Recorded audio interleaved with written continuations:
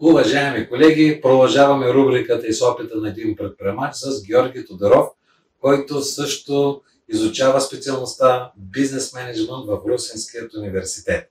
Той е тук до мен и, Жоро, първи въпрос: как реши да се занимаваш точно с този бизнес?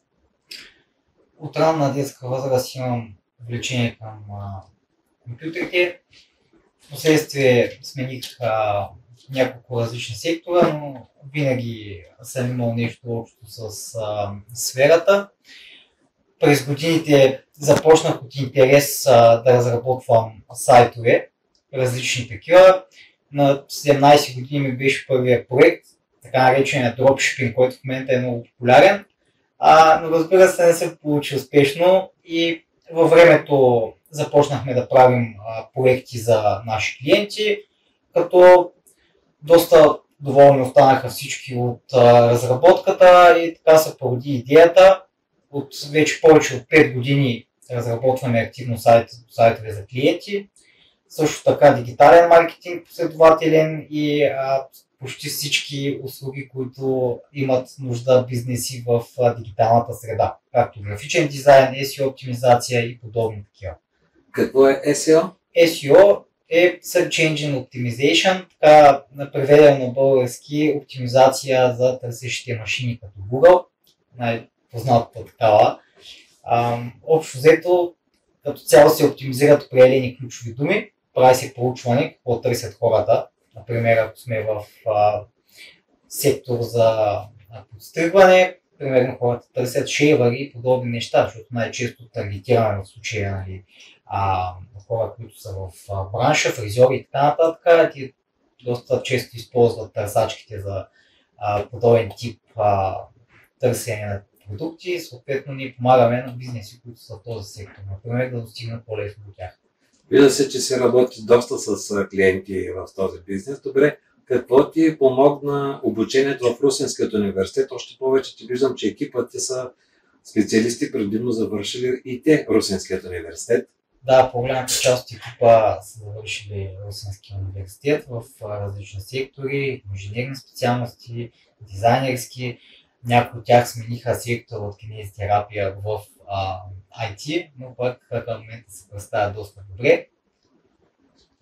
Как успяваш да съчетаеш личния си живот с професионалния, защото за зрителите да кажа, че твоята приятелка тя също работи тук. В момента сме в офиса ти, тук са и другите ти колеги. Как се съчетава личното време с служебното време? Вече повече от 3 години може да се каже, че се опитваме да се нагодим спрямо това. Доста беше сложно от начало, тъй като ни беше доста трудно да съчетаем приятното с полезното. И отначало имахме малко разногласия спрямо доста неща, като например да си оставим работата в офиса и вкъщи да сме си вкъщи, да се опитваме да спазим баланса между личния живот и работните отношения, като към момента бих казал, че може да се каже, че се справяме доста добре. Надявам се да продължават нещата само и към по-добро разбирателство между тези два типа личен живот и работен. Да, това наистина си е голямо предизвикателство все повече. Добре, да завършим с някаква комична ситуация, примерно с ваш клиент, който иска нещо, говори на някакъв по-различен начин, други стандарти има. Доста често нашите клиенти не са запознати с материята, което е съвсем нормално. Все пак повечето хора са бизнесмени, които искат да бъдат в онлайн средата, но не им е и работа да бъдат разработчици, като се опитваме да съчетаем двата свята някъде по средата. И имахме една така доста интересна история с наш клиент, който твърдеше, че постоянно не му е подравнено главното меню. Винаги всеки сайт има главно меню, което е горе. И ние твърдяхме обратното и той накрая реши да хване една линия и общо взето да покаже, че според него не е подравнено, като също използваше мярката в сантиметри, което в нас като понятие в нашата сфера го няма. Са малко по-различни от сантиметри и милиметри, по-скоро тези неща са за графичен дизайн, където може да се прави билборд, но не и в веб.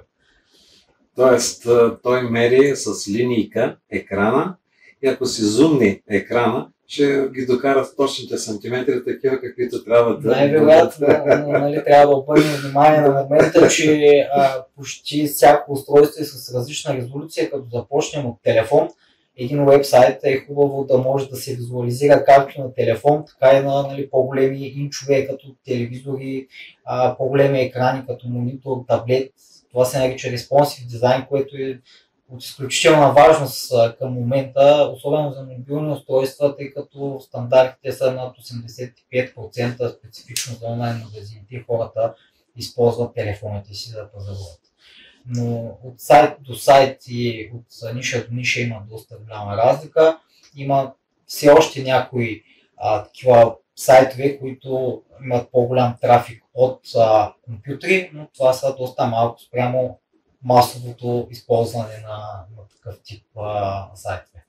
И за финал, какво би препоръчал на студентите от Русенският университет?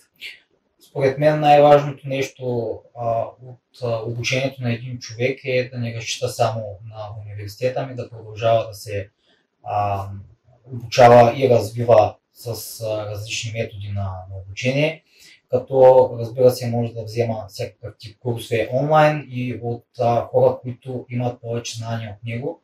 Ментори най-често, това е най-лесният начин един човек да получи готово знание, от човек, който вече го практикува, каквото, нали, се е захванал да гради.